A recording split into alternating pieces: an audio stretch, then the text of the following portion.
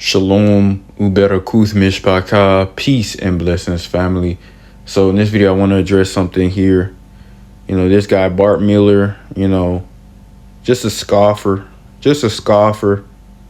I'm not even going to hide his name or, his photo. Normally I would, but anyway, he says, black community needs money.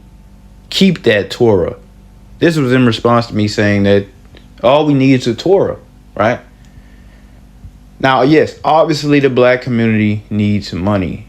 That's quite obvious, right? All around the world, man, we're famished, poverty-stricken, right? But why are we famished and poverty-stricken? That's the question. We don't have community, family. That's the problem. We don't have community. We don't have fellowship, family. Economic systems, that's not an individualistic thing, family. That's something that multiple people have to come together to agree upon and create. Okay? The problem is we take an individualistic approach to money. When we think about making money, we think about making money for us. But we're not thinking about maintaining that money and allowing, our people as a whole to also benefit from the money. Not the money that you make, but also get your whole community on game. Let's think about it like this. This is what I mean. Vietnamese, what are they known for in the black neighborhoods, right? What are they known for?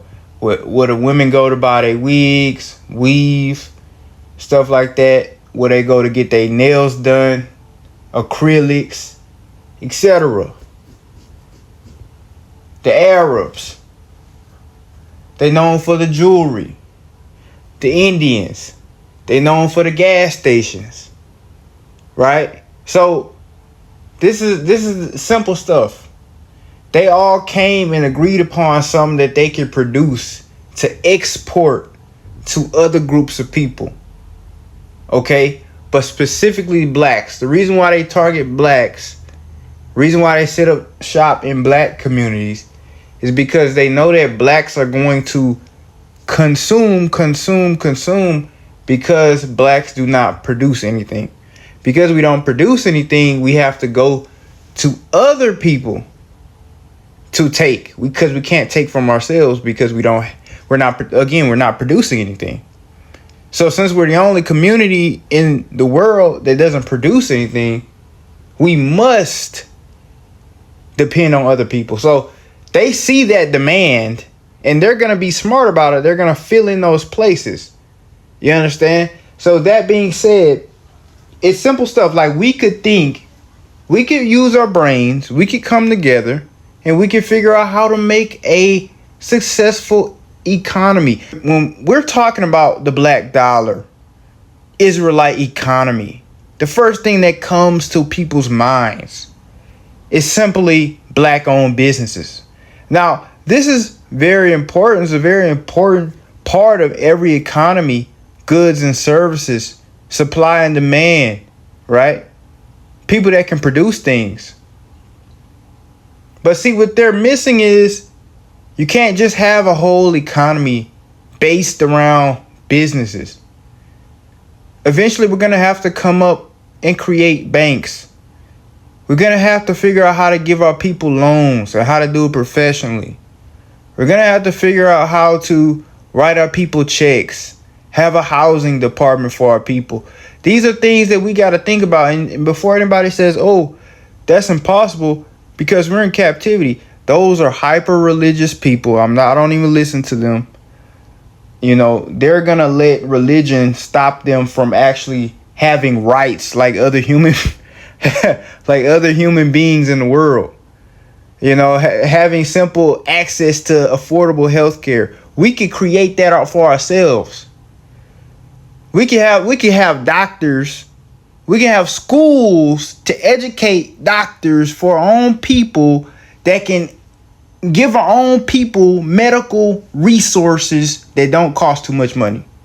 We could do that if we simply just thought about it. But you know what that's gonna take? It's not gonna just take brains. We got the brain to do it, but see, the problem is, who am I gonna talk to about this? Because if I go to my brother and I want to work with the brother, we will invest together. Wait, problem. I don't trust the dude because he sins. So now we're back to square one. We can't build together and invest into each other because we don't trust each other. You see the point I'm trying to make? It doesn't matter what genius plans you have. It doesn't matter what ideas you have. None of it matters. If you cannot trust your fellow people, you will never, ever have a successful economy. It's just that simple. So when you think about the economic structures that white people have, for example, that comes from hundreds and thousands of white people coming together, agreeing upon certain things, working together with their money. Okay? Same thing with Arabs, same thing with East Indians, same thing with Jewish people, and especially Jewish people, right? Because they can come together and create economies and banks and stuff like that. So the point I'm trying to make here is that if blacks want money, we have to come together, put our heads together, and get money. But see, Torah helps significantly because now I can trust you because I know that you're not going to scam. You're not going to steal my money. You're not going to get over on me. You're not going to kill me and take my money, etc. Because if I know that you are a devout Torah follower, I can then trust you with money. See how that works? The thing about copper-colored people in America and around the world is we scam each other. We defraud each other. We rob each other. We kill each other for hire. These are things that we do. Our communities have no trust. Trust is a serious foundation of economic development. I'm not one of these hyper religious people who are going to tell you to avoid money. I'm not one of these Christians who are going to tell you that money is the root of all evil and that you should get rid of all your possessions like Christ tells you. I'm that guy who's going to tell you to get money and that we need money. But what we need as a foundation is Torah. Because if we do not have Torah, us as a people will not be able to trust each other. It's just that simple. So he says, black community needs money. Keep that Torah. The question is, without Torah, without a basic guideline that we are establishing within the minds of our children to actually love one another, not to rob each other, not to steal from each other. Torah talks about also, if you owe your brother money, you need to pay that money to your brother. Pay your brother what you owe him. If you hire your brother, you need to pay him quickly. So Torah gives advice on money that is good advice. Torah prevents you from owing debts anyway, because in Torah there was something called a pledge, which today we know is collateral. So if you're dealing with a brother who is known not to pay people back, but he really need money, but he not in a good financial position, or he doesn't have ambition and drive. Like we all know that one guy. Say the guy wants to borrow $200 from you, but you're like, man, you don't pay nobody back. You don't even have a job. How you gonna pay me my $200 back? Well, then, so what you would do then is charge them collateral, meaning What do you have that's valuable that I can hold on to? That you like, that you love, that I can hold on to until you pay that money back. Maybe it's a Rolex that you got.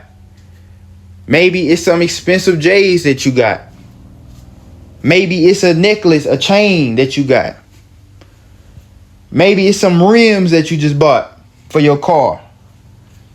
I'ma hold that until you pay my $200 back. You're not gonna get these rims back. You're not gonna get that silver chain back. You're not gonna get this Rolex back until you pay me my $200.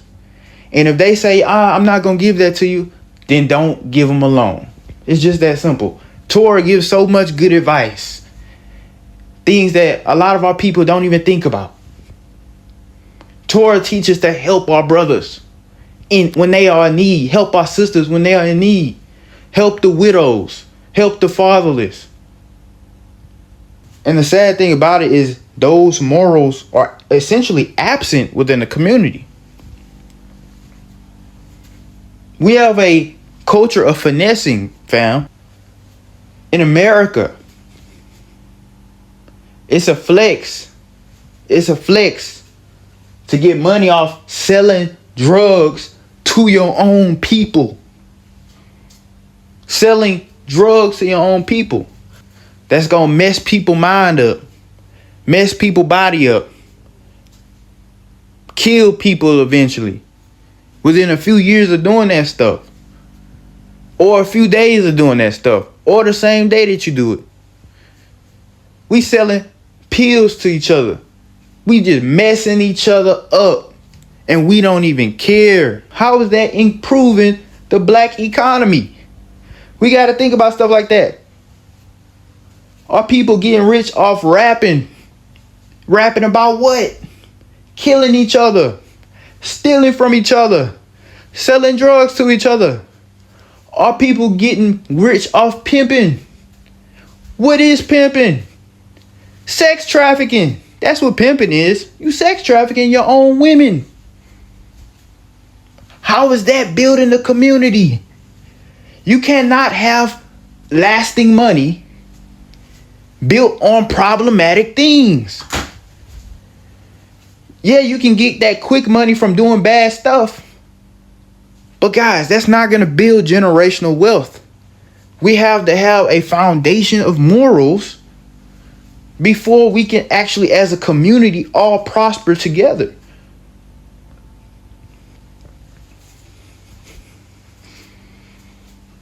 Me by myself, I cannot set up a bank.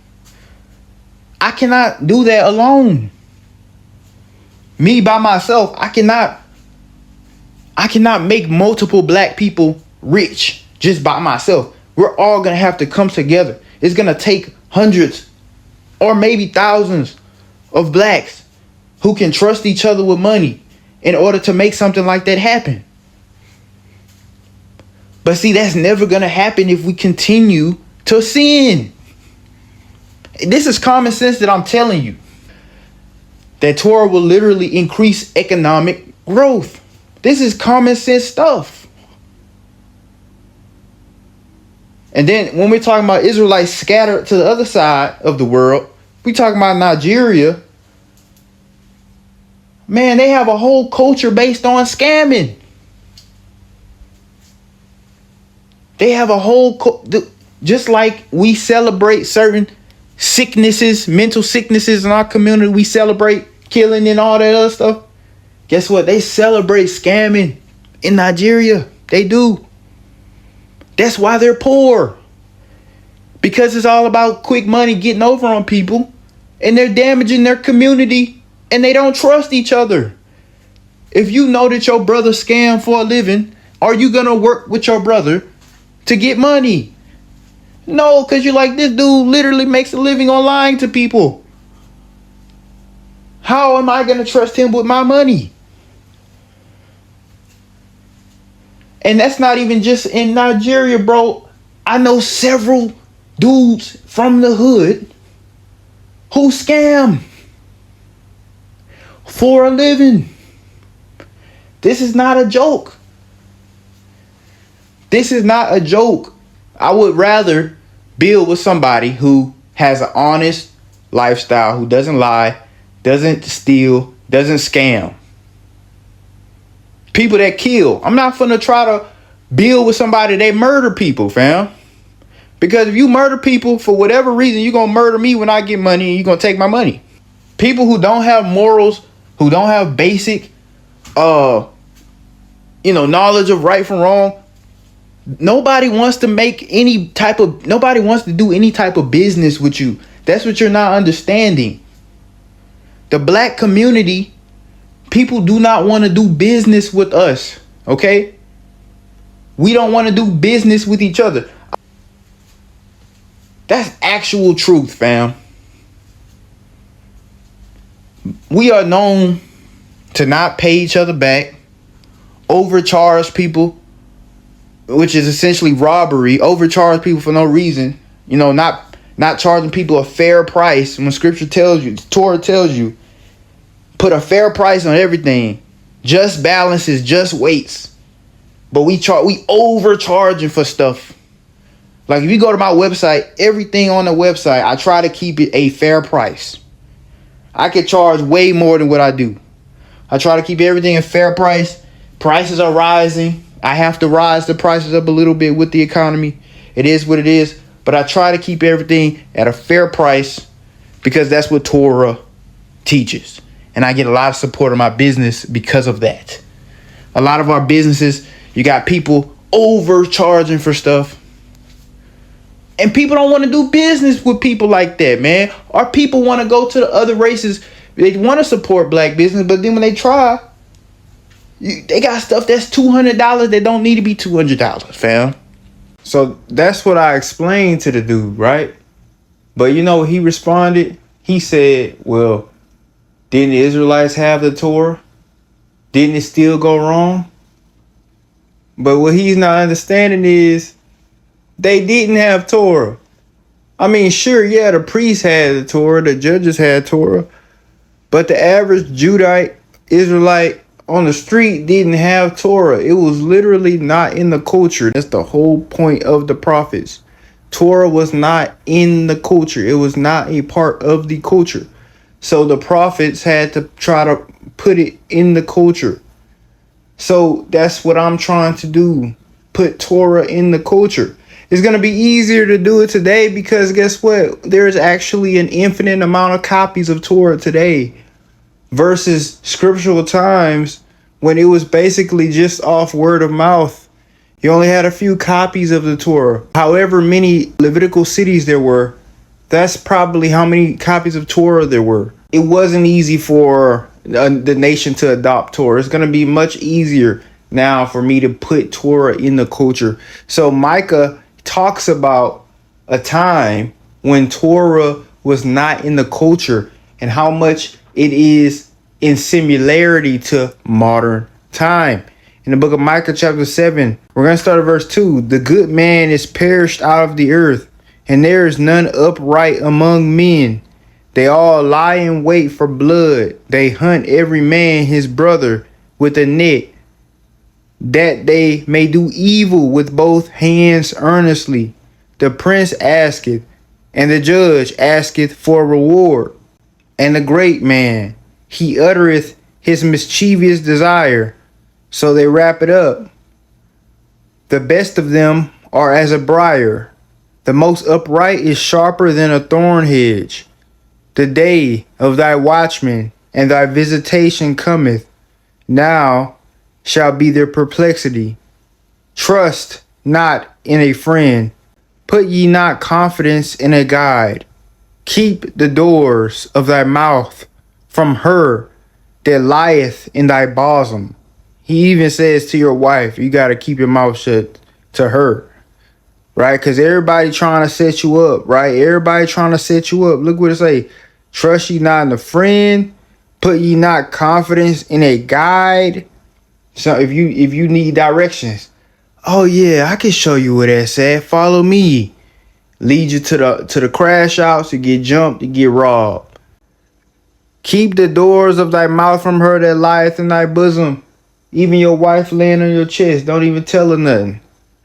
For the son dishonoreth the father, the daughter rises up against her mother, the daughter-in-law against her mother-in-law, and a man's enemies are the men of his own house. Doesn't that sound like today? And guess what? Because of that, does this look like a setting where there could be economic growth? No, because this was when the kingdom of Judah was about to collapse. And as we know, the kingdom of Judah is no longer in existence. And that being said, it collapsed. And this was the prior state of that collapse. Does that make sense?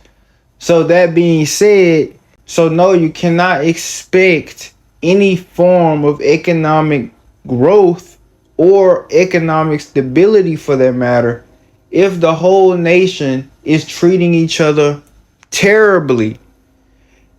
Bottom line is we have to just simply start treating each other better.